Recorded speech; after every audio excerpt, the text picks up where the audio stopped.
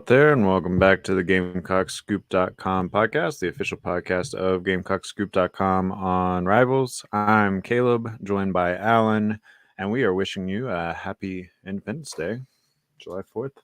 Hope everyone gets their burger and a hot dog and refreshing beverage, and no one blows off 70 any of them? fingers. Joey Chestnut on it this year? 70 hot dogs? I don't know. I don't know if I can pull that off. Yeah, honestly, I'm not really a hot dog guy. Like, I like hot dogs fine, but I'll probably just make a few burgers and chill in the backyard later today. Like a good plan. Weather good, at least. I mean, it's pretty miserably hot here, as you'd expect, Columbia in June, or July. But yeah, I mean, it's a beautiful day. It's warm out, but it's a beautiful day. I hope no one blows off any fingers today. Be careful out there, y'all. It's going to be hard to read the website if you do that. It's kind of hard to click the mouse and stuff, but yeah. So, stay safe.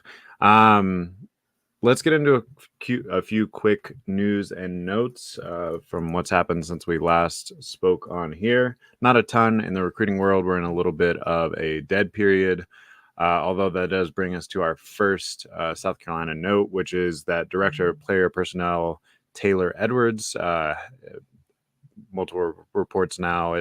There hasn't been an official release from the university or anything yet, but it's a done deal. He's out as the Director of Player Personnel at South Carolina.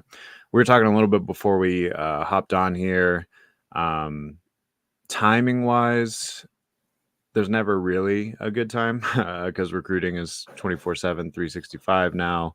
But this little bit of like a July dead period, you already have most of your class put together for 2025. You will start to turn the page to 2026, but also like you do still have a couple of bigger names out there for the fall. Maybe this is about as good of a timing as you can figure out. As far as what exactly went down, there's speculation all over Twitter. If you want to follow the speculation, we don't report on speculation. If the university chooses to put anything out, I doubt they will. About the specifics there, we'll let you know, but we're not going to play the speculation game. It's a tough loss, I think. It's someone that had pretty good ties to that DC, Maryland, Virginia area that you've been able to infiltrate since Shane Beamer got here. He's been here the entirety of the Shane Beamer era, pretty much 2021. I think there was another guy, Hughes, for a few months, but he's been here pretty much the whole time. Does that mean that I think you can't still recruit that area fine? No, I think you'll be all right. Like, Beamer himself has strong ties there. There are other people in the recruiting staff that do. And yeah, it'll be interesting to see kind of where they go from here. I know that there are other people in a similar position at Power 5 schools that have ties to South Carolina.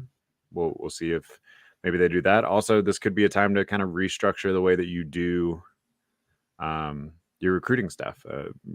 There's been some changes at other schools with more of an emphasis on NIL. Maybe this is an opportunity to fill a position like that. So anyway, we'll keep everyone posted on GamecockScoop.com as that all plays out. But that's kind of the big news, I suppose, on the football front during this dead period. And, any thoughts, I guess, on the Taylor Edwards situation?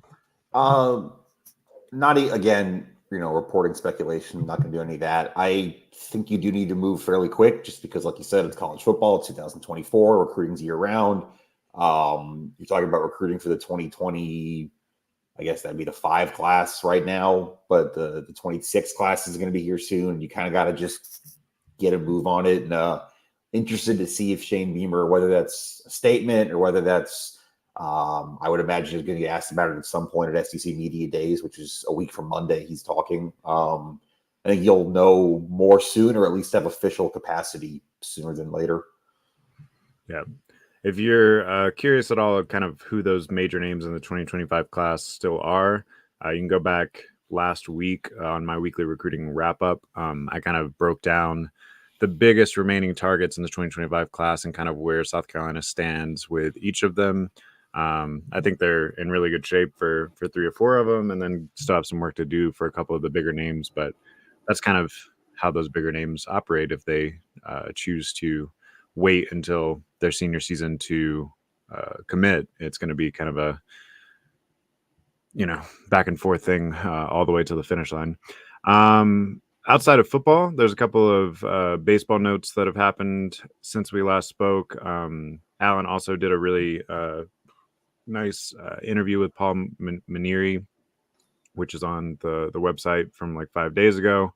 Talked about how his relationship with baseball legend Tommy Lasorda ended up leading his path to here. And then there's been a bunch of transfer portal notes. Connor McCreary, pitcher, relief pitcher for South Carolina, entered the portal, but you also picked up Nolan Araki from Clemson. That's an infielder, and a catcher, Max Coffer from Texas A&M. There was also an Ohio State guy, I think. Henry Kaczmar, I think is how you say his name. Not sure the pronunciation, right, but he's also an infielder. He was an all Big Ten guy. So he pulled a Power 5 transfer there. Yeah, so we were talking right before we got on here, but kind of feel like the roster is starting to take shape, probably getting close to done in the portal.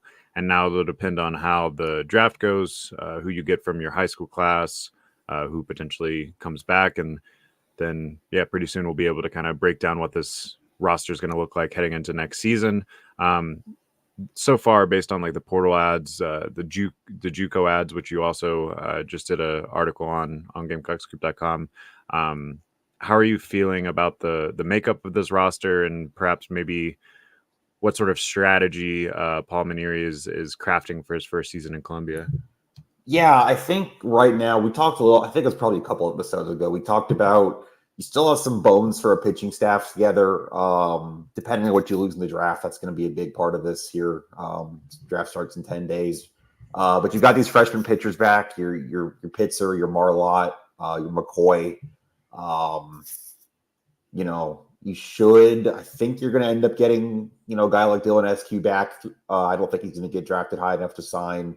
You see what happens with Eli Jones, that kind of thing. But I think you have the bones of a pitching staff. Jerzenbeck's a big one. He's technically draft eligible because he just turned 21, but I don't think he's going to go high enough off the injury. If you get him back, that'd be a big deal.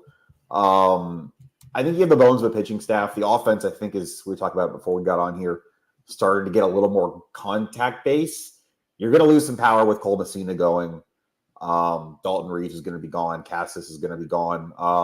But I think you've added some guys that are kind of good bat to ball. I think both these JUCO guys, the JUCO hitters coming in, were hitting over 400 at their respective JUCO stops. Got a guy who hit 320 in a Power 5 league at Ohio State coming in. I think your lineup is going to be a little bit more small ball, but if you can kind of do the little things right, you play better defense on the other end, I think you can make it work. And you're still going to have Ethan Petrie, so you're not going to be completely devoid of power. Yeah, I agree that I think the strategy is going to have to change a little bit, but that's not necessarily a bad thing. And if you can clean up some things defensively, which obviously was a deficiency at times this past season, I'm starting to see a path where this could work, I guess. Yeah, I'm with you. I don't have a whole lot more now on baseball. I think you're going to, like I said, you're going to know a lot more in about 2 weeks when we get through the draft and see who signs. But right now, I think you're looking okay, and you've filled some needs, and now it's just seeing what you can kind of get over the finish line here, and then you start building towards the fall. And before we get into football, which we'll spend the most time on here today, let's talk a little bit about basketball, because Lamont Paris had a little bit of a summer press conference this past week that you attended. Obviously, basketball season is a long way away, but I do think we got a little bit of a breakdown on kind of how he views the roster, how he views the strategy this upcoming season. And to me, it starts and ends with the way that Colin Murray Boyles develops. Obviously, all SEC as a freshman, or freshman all SEC. But they still think he can develop a little bit more of an outside shot. That's something that they seem to be working on throughout this offseason. Along with him, you have the transfer Pringle, probably playing the 5, and Zach Davis probably playing the 3 and kind of contributing there. And then we were kind of trying to figure out how the rest of the starting lineup looks like. If you had to on July 4th, who are your starting five, and how do you see, I guess, a similar question to the Maneri question, but how do you see the strategy maybe shifting a little bit heading into next season? Yeah, well, I think you kind of just named the front court right there, or I think that's kind of a given that Colin Murray Boyles is going to play the five, Nick Pringle's going to play the four, Zach Davis the three. I have no reason to think that won't happen at this point. I guess You could maybe see you a can make an switch argument for between. I think you could see a switch between Pringle and Colin Murray Boyles, like that's true if he gets more either of a or. shot, But but yeah, I think maybe there's an argument for like a Miles Studi at the three, but I also think that worked pretty well coming off the bench in a lot of cases last year, especially down the stretch. You leave that the way it is. And then your backcourt, obviously, this is kind of where the questions are, at least for me, off losing Talon Cooper to graduation or out of eligibility. He already graduated, and Mickey Johnson to the portal. For me right now, I'm looking at Jamari Thomas, the Norfolk State transfer. He was the MEAC Player of the Year last year. I think the idea is going to be that he's going to be your Talon Cooper 2.0, a veteran point guard coming in off another school, successful, who can kind of run the offense and facilitate things. Will it be as good as Talon? I don't know. Talon was an elite passer, and that kind of made everything flow. But I think he'll be your point guard. And right now, I still think Jacoby Wright at two guard, senior. Lamont was talking about how well he just kind of knows the system and knows kind of the expectations here at this point in that press conference. And I think Jacoby's your two guard right now. And then you look kind of a little more towards the bench. I know you didn't ask me that, but Cam Scott's going to play a big role. I think there's no way around that. He's got to put some weight on. We talked about that, but he can score, and he can score right away. Morris Ugasuk, I'm very curious about him. I liked the defensive kind of prowess and the way he guarded last year. Obviously, he was small for an SEC player. I'm interested if he can develop a little bit more of a shot and kind of what kind of piece that could be. And then you've got Jordan Butler, the Missouri transfer, is kind of your size off the bench.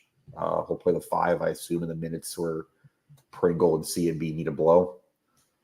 Yeah, I agree on Ugasuk. I thought he flashed some good things last year. Will be interesting to see how he develops. I guess the only other name that you didn't mention was Arden Conyers, who redshirted last I asked year. about him. That's redshirted last year, but according to Paris at least, and at this point of the offseason, coach speak, real speak, I don't know, but seems to like the way that he's developing, and maybe we see him at least get a few solid minutes a game this coming season as well. As far as the starters, which you broke down really nicely, I think, or the potential starters, it does seem like maybe the offensive philosophy might run a little bit more through Colin Murray Boyles this season than it did last season. And something that I thought was interesting that came up in the quotes that you posted on Gamecockscoop.com was that he's looking for Colin Murray Boyles to be a little bit more selfish. What do you think he meant by that? Well, he did get asked, and this was in that answer, kind of what's next for him. He was so good as a freshman. He was so quick out of the gates, even after he missed the first month of the year. And he gave like a kind of a three-part answer. He said, be more aggressive. That's where the selfish comes in. Just be more willing to score and kind of take ownership of plays. He talked about developing a go-to move and a counter move to that, just for those kind of post situations, and then more confidence in the shot.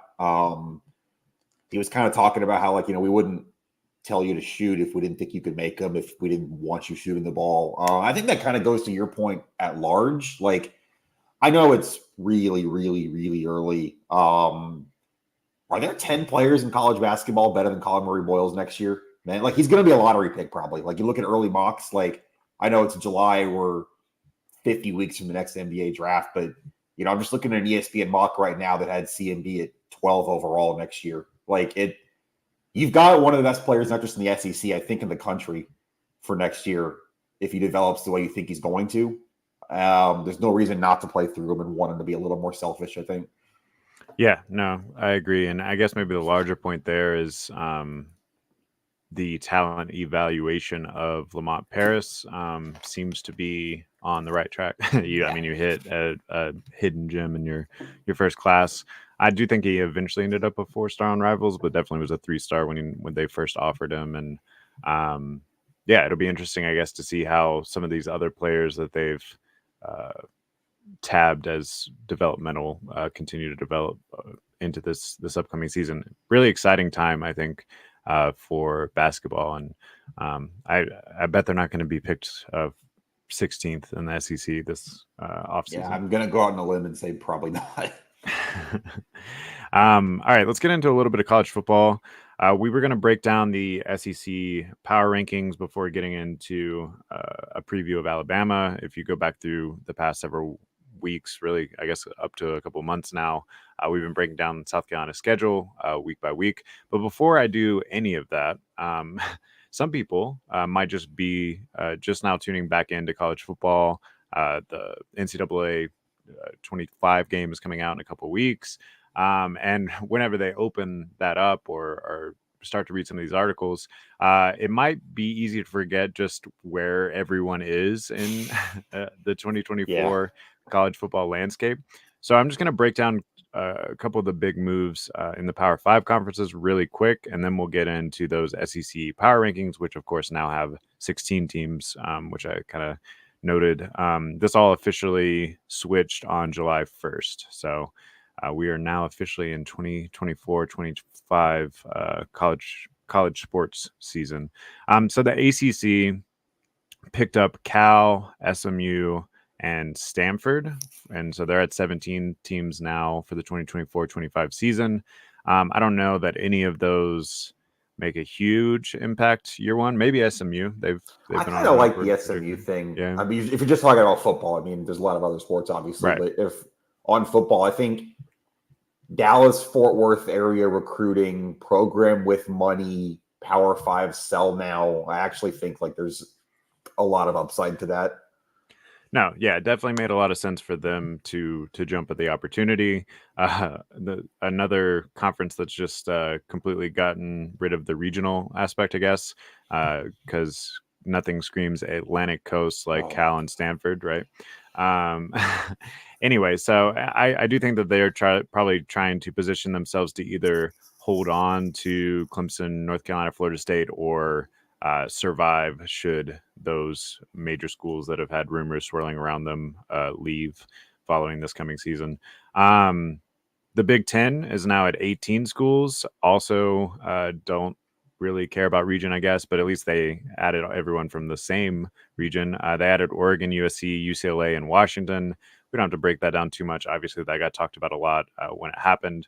I mean, they're the first or second best conference in college football, depending on who you ask. Obviously, we're an SEC country, so I won't say any blasphemy like that. But the Big 12 is at 16 schools now, appropriately named, I guess.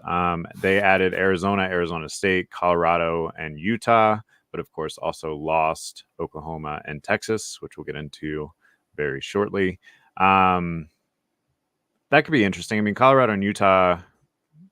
Was Utah in the Big 12 before too? I know Colorado no, obviously was. Colorado was Utah's. They were Mountain West for a long time, I think, before they jumped to the Pac-12. Yeah, this move by the Big 12 made a lot of sense to me. Adding those four corner schools, and made a lot of sense for those four corner schools as the Pac-12 deteriorated beneath their feet. I think that the Big 12 is going to be a fun conference to watch Yeah, this I think season. I don't know that we can expect any of them to win the national championship or whatever, but it should be really fun to watch. I think that's a good point. Like Utah's always been pretty good. There's obviously the Dion factor at Colorado. Arizona won 10 games last year. I think people forgot about that with Jed Fish there. You still got BYU in the league. You get that rivalry back with Utah now. I think that's I don't know who's going to win that league. I think that's a very, I don't know, like Oklahoma State maybe is probably like year in, year out going to be near the top of there, I would think. But TCU maybe. yeah, I don't know. That's an interesting one to kind of look at. I think Utah has a shot to come in and win immediately too. I mean, they play a little bit of a different brand of football than a lot of those other schools, which was also the case in the Pac-12, which we saw the disruption that could have whenever you go up against that different brand after seeing all those spread out, chase to 60-point teams. Just go to a stadium that's 5,000 feet above sea level and get beat the line of scrimmage up and down for 60 minutes. Sounds miserable. Yeah, exactly. And yeah, as someone that lives out here, I mean, obviously they probably get here a few days before to acclimate, but the first 24 to 48 hours acclimating is tough, especially the older I get. But Pac-12 is now the Pac-2. Poor conference. So we just went through everyone that they've lost. All that remains is Oregon State and Washington State. Um, I bet that's going to be the top two teams in the conference. I don't know. We don't need to talk about the Pac-2, I don't think. And then the SEC, which will lead us into our power rankings, is now at 16 teams after adding Oklahoma and Texas. The other notable thing about the SEC now is they got rid of divisions, so you will no longer have the East, which maybe was the clearer path before the rise of Georgia. It's just going to be the top two teams that make it to the SEC championship game. And also, in general, maybe winning the SEC isn't as important as going 10-2 and sneaking into the playoff now. I think there's a 9-3 SEC team somewhere that's going to get in the playoff. I don't know who, but I think when you start stacking up a world where like the Big 12's not that strong, like in terms of like you said, like national title contenders, but going to get one auto bid. The ACC's maybe good for one or two in a given year. The G5 gets one. Like you're going to end up with 7 or 8 teams in a given year that are Big 10 and SEC most years, I think. Yeah. And you're probably going to have a team that goes 9-3 with a tough schedule, get the 12 seed or the 11 seed, and go play. And given how deep the conference is, I don't know if that's necessarily wrong, especially depending on how that 9-3 looks and how they compete against maybe some other playoff worthy teams along that stretch. We've begun to break down South Carolina's schedule. Let's just do some power rankings for the 16-team SEC. And everyone just keep in mind, like, we're not looking at each individual schedule and how it plays out as we do this power rankings. We're just like, if all things were equal, these are our list. Maybe we'll have a little bit of a difference of opinion, although I think probably as we get closer to the top, it'll get a little bit more aligned. Let's start with at the bottom. Who is your number 16 team in the new look SEC? Yeah, I got to motivate them. I got to be giving their bulletin board material they love so much. It's got to be Georgia. No, I'm just kidding. It's Vanderbilt. Yeah, I think it's still Vanderbilt. I would listen to an argument about Mississippi State or maybe even Arkansas, but I think it's going to be Vanderbilt. And South Carolina, I think, got a tough draw on the schedule, but I think every year everyone's going to get a tough draw on the schedule. But you do have to kind of tip your cap to the schedule makers that you are one of your 4 road SEC games is in Nashville. Yeah, and you mentioned the 2. I think we can go ahead and I think we both probably have Mississippi State and Arkansas at 15 and 14. Yep, that's my exact order for those. I'm pretty surprised that Sam Pittman made it through last season. Same. It's unlikely in my eyes that he makes it through this season, but he's fighting for his job, so maybe they surprise and move their way up a little in that, or maybe the season starts rough and they have an interim before too long. All right, so that's our 15 and 14. Who is just your looking 13? Quick? They play Oklahoma State on the road week 2. That's a tough non-con, and then their first 2 SEC games are Auburn on the road and A&M on a neutral field. Okay. Not a promising start. Yeah, I think very quickly we could see the wheels come off there, which is why maybe they end up 16-2. I don't know. But all right, who is your 13 place? Yeah, I think this might be where you start to have a bit of a line break. I had Florida at 13. I'm still going to put Kentucky down there, but I can see the Florida argument because they are my 12. So, yeah, I do think that's another situation where things could start to get a little antsy if their season starts off on a tough note. I know that you said you looked at the schedule a little bit, and it's a tough schedule. I didn't look at the schedule before I made this, so maybe... I didn't look at all of them. I just knew theirs was probably the worst in the country. They're November, just for those curious. Florida's going to close the year with Georgia, Texas, LSU, Ole Miss, and Florida State, and only 2 of those 5 games are at home. Yeah, so with the schedule in mind, maybe they would be my 13, but for now I have Kentucky there. So yeah, 13 Kentucky, 12 Florida. Who's your 12? It was Kentucky. I Okay, think we just had so those two just have them flip. flipped. Yeah. I All like right. the offense there. I actually think there's some speed coming back. I can buy into the Brock Vandegrift thing just with the talent, but when you haven't seen it yet, it's kind of hard to go any further. Yeah, I mean, I think Kentucky's going to be solid, and they're going to win some games that they shouldn't, and they're going to lose some games that they shouldn't, and probably go 7-5. Sounds about right. Oh, I accidentally put the StreamYard overlay up. Anyway, so we're at 11 right now. Yeah. All right, so this is where I think you could start to have the argument about putting South Carolina in. I am going to be a homer and put South Carolina at 10. So my 11th place team is Auburn. What about you? Yeah, I think we're just kind of thinking along the same lines and flipping things. I had South Carolina at 11, Auburn at 10. I actually started going through it yesterday a little bit. I think you're 1 to 2 wide receivers breaking out, plus a healthy Rocket Sanders away from having something here. I realize those are big ifs. Those are huge ifs. I don't know if that's going to happen, and you're still breaking in a new quarterback. I mean, we've talked about it a lot, and we'll talk about it a lot until August 31st gets here. But this is probably the most talented defense of the Shane Beamer era. I think I can buy into the idea that a full season of 3-3-5 maximizes the talent better. And I think you're just kind of at a point where you need a number one receiver to step up. And I think the big thing for me is just line of scrimmage play. You should be healthier on the O line, and you're older on the D line. And I think that plays in the SEC. Yeah, I'm starting to talk myself into a potential 7-5, 8-4 season for South Carolina. I've been breaking down the opponents on GamecockScoop.com. I just did LSU most recently, and I don't know if anyone saw this, but I picked South Carolina to win that game because as I started to break down what LSU has and what South Carolina has, and what LSU's weaknesses were last year, which is the run game, like run defense, and what South Carolina's offense is probably going to look like at that point, especially if you get both Rocket Sanders and Lenore Sellers going on the ground. I saw a path, especially early in the season at home. LSU's offense is replacing 3 first-round NFL draft picks, which I'm sure they'll be fine by end of season, but you get them pretty early. So anyway, all of that to say, I see a path for South Carolina to exceed expectations this year for a lot of the reasons that you just laid out. So they're my number 10 team.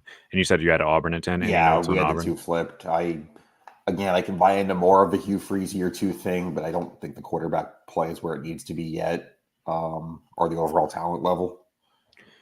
For my 9 team, this is where it starts to get really I think 9-4 is really tough to kind of get the right order on.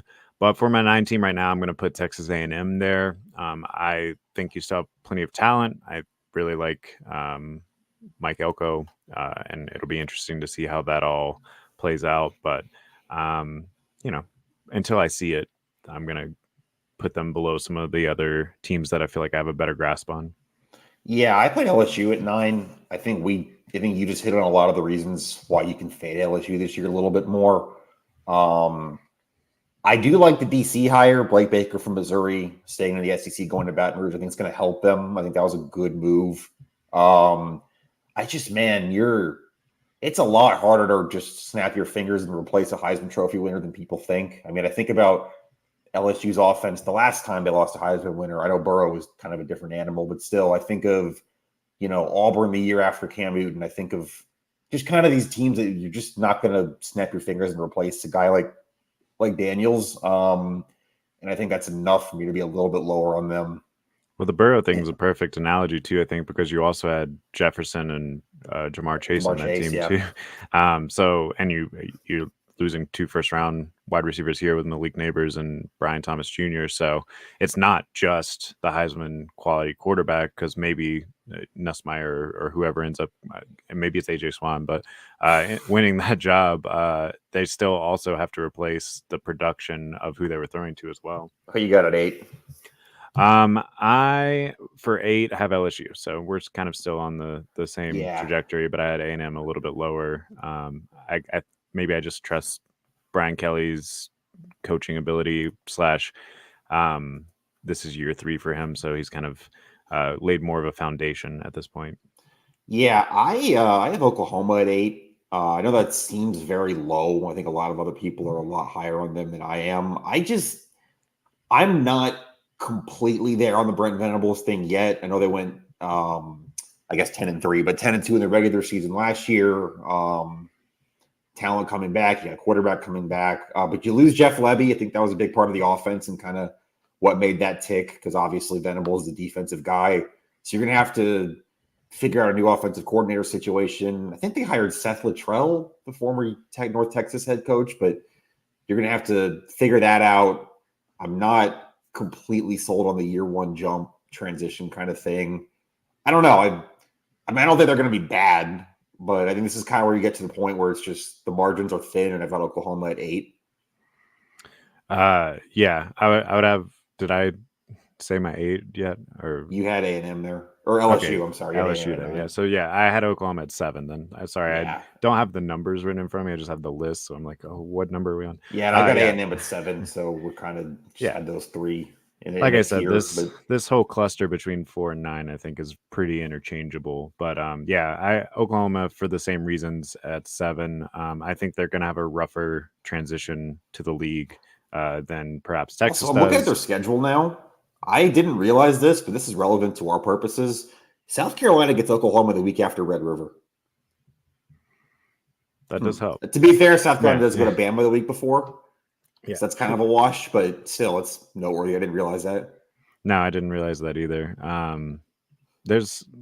We talked about this before too. The buys kind of fall for South Carolina a good way too for the toughest parts of their schedule. So I don't know. Maybe October. Basically, I think if you don't go over in October and you take care of business everywhere else, you'll be all right. But we'll get into that later. Anyway, so your 7 was? Did you say it already? A&M. A&M. 6 for you. 6. This is where it starts to get really tough. I'm going with Missouri.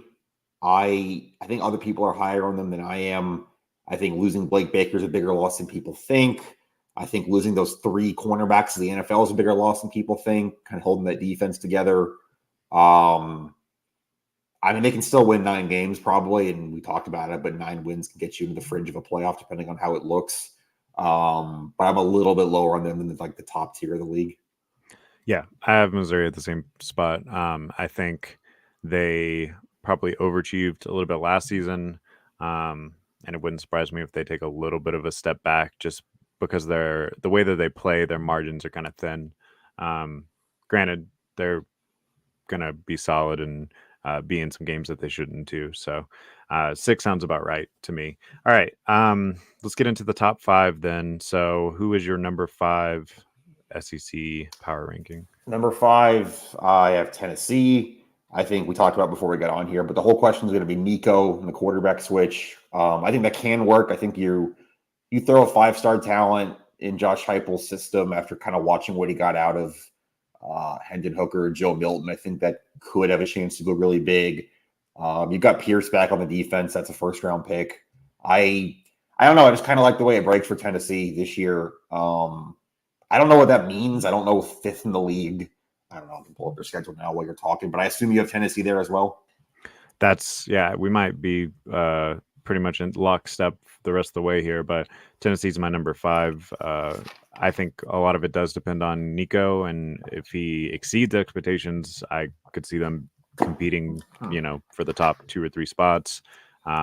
If he is pretty good, but he's a freshman, I think they land about here, and then if maybe he doesn't live up to the hype, they could fall a little further. I will say, schedule for Tennessee is really manageable. You catch all 3 of our bottom teams. They get Vandy, which you do every year in the state, but they get Vandy, Arkansas, and Mississippi State. So that's 3 of your 8 SEC games right there. Plus they catch Florida at home. That really you would think should be a win. Kentucky at home. They're tough games. They go to Oklahoma, they host Alabama, and they go to Georgia. If you go 1-2 in those, they could easily run the rest of the table, go 10-2, and you're in the playoff, I think, for sure. I feel like 1-2 sounds pretty reasonable for that stretch too. Yeah. So. catch Bama at Neyland. That's probably the one you got to win. But even going to Oklahoma, that's their first SEC game, by the way. It's at Oklahoma. Yeah, I mean, I think that they have the talent to compete with Oklahoma. Yeah, we talk about like, I guess by default, the teams that are above them are in some order. We'll talk about Bama, Georgia, Texas, and Ole Miss. They only play 2 of those, and they get one of them at home. So yeah, I didn't look at the schedule before that, but I didn't either until right now. I didn't realize they got all 3. solidifies. I think there's a pretty clear worst 3 in the league, and Tennessee's playing all of them. Yeah, that does work out for them. At 4, you mentioned them just a second ago, but I have Ole Miss at 4. Same. A lot of people seem to have them ranked a good bit lower, more in that middle tier. But I just did the breakdown of what they have coming back on GamecockScoop.com a couple weeks ago. I went into that kind of thinking, or no, we did the breakdown on the podcast last week. Sorry. Yeah.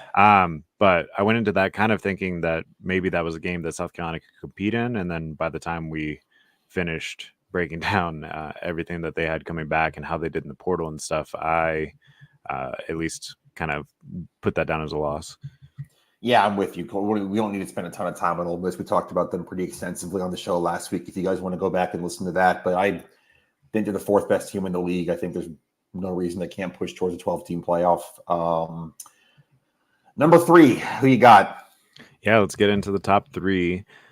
This is where I'm going to slot in Alabama. I think any of these top 3 could be kind of shifted depending on how things play out, but with the unknowns of the Saban era ending, even though I do think Kalen DeBoer is a good coach and they made a good hire there, we're going to break them down a little bit more in depth after we finish this segment. So I won't go too far down that road just yet. But yeah, 3 seems safe. Maybe a little bit more question marks than the 2 above them for me at this point, but I could very easily see them competing against anyone.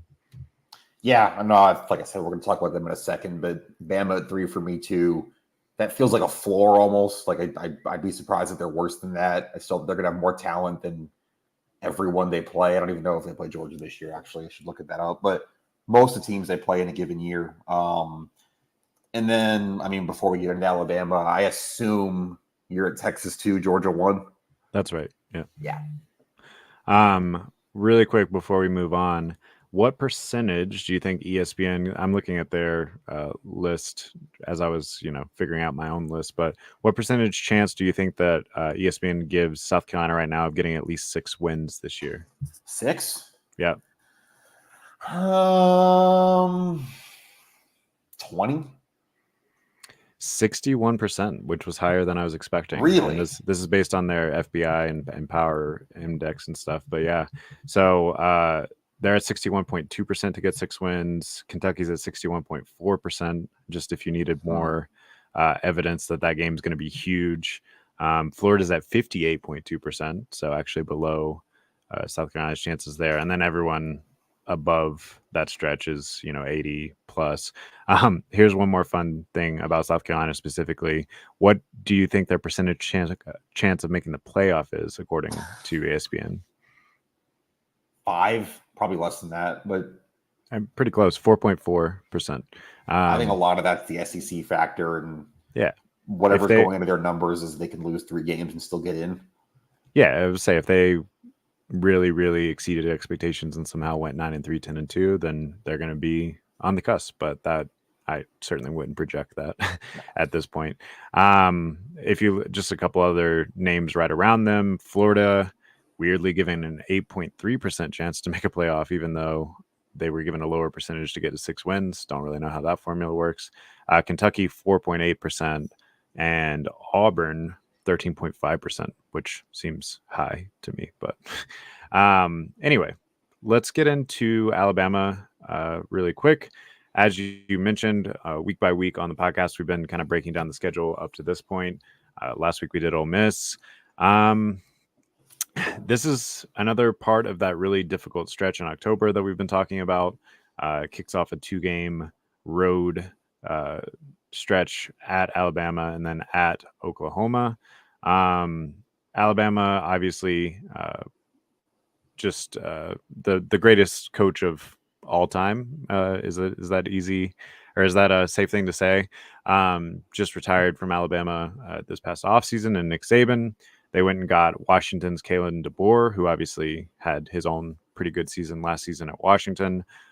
He does not have Michael Penix Jr. though. He's got Jalen Milroe instead. I think Jalen Milroe is. I mean, everyone that watched them last year kind of knows what he is, right? Very athletic, not all that accurate. Can have uh, a game that allows them to compete against anyone, but can also have a game that kind of puts them in jeopardy against almost anyone. They also have a really good running back. Surprise, it is Alabama, Justice Haynes. And then they did get a transfer wide receiver from Washington in Jeremy Bernard to go along with Ryan Williams, who was a 5-star freshman. That's what I got on offense, but how are you kind of feeling about the 2024 version of Alabama? Loaded. It's Alabama. I don't think that takes a rocket scientist. You do have some losses there. I think it's worth noting they lost Caleb Downs in the portal to Ohio State, who might be the best individual defensive player in the country. Safety there. Yeah, I mean, there's losses here. There's some attrition off losing Nick Saban, but it's Alabama. Malachi Moore's really good coming in there at safety. It's going to help offset the Downs loss. Devontae Lawson at linebacker. Like, it's just, I don't know, man. It's Alabama. That sounds really blunt, but they're still going to be able to roll the balls out and physically overwhelm pretty much anyone they play, and South Carolina included in that. Yeah, notable on defense. They did also lose 2 of their top pass rushers and 2 of their top corners to the NFL draft.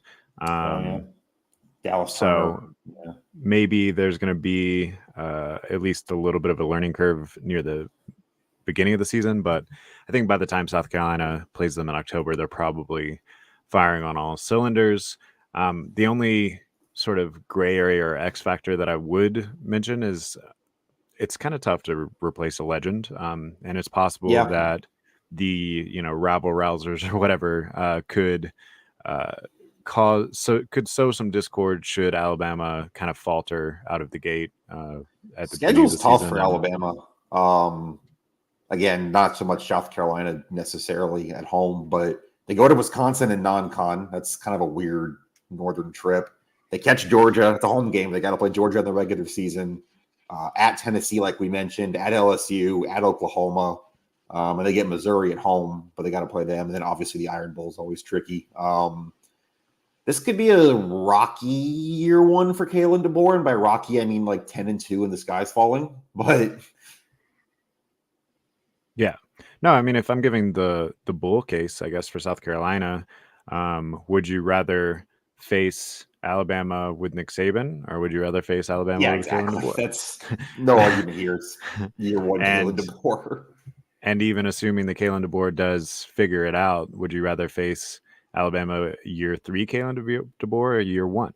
Probably still year 1, right? So if you're going to find a narrow window to win this game in Tuscaloosa, this is probably the best chance you're going to get for a while. Yeah. And even that feels like an extreme long. Is it fair to say this is the most unwinnable game on the schedule? I think it is. Is there a single game on the schedule you think they'd be less likely to win than at Alabama? Yeah, I mean, I would probably put their odds of winning the lowest for this game. The only other game I was thinking is in that conversation is Ole Miss and at Oklahoma the next week. So your 3 worst as we said, is brutal. Yeah, for sure. But I still think percentage-wise, betting-wise, whatever, I would put it lowest at Alabama. I don't know. Is that us being too enamored with the name on the front of the jersey and what they've done over the last 2 decades, or is that clearly the best team? I think we're going to find out with the schedule. Yeah, I think so too. All right. Well, next week we will get into that Oklahoma road trip. We will continue to have content on GamecockScoop.com throughout the weekend. We hope you guys have a great holiday. Hopefully you're traveling and camping and doing all the things that you do during this nice stretch of summer. In the meantime, we will be back next week. GamecockScoop.com podcast. See ya.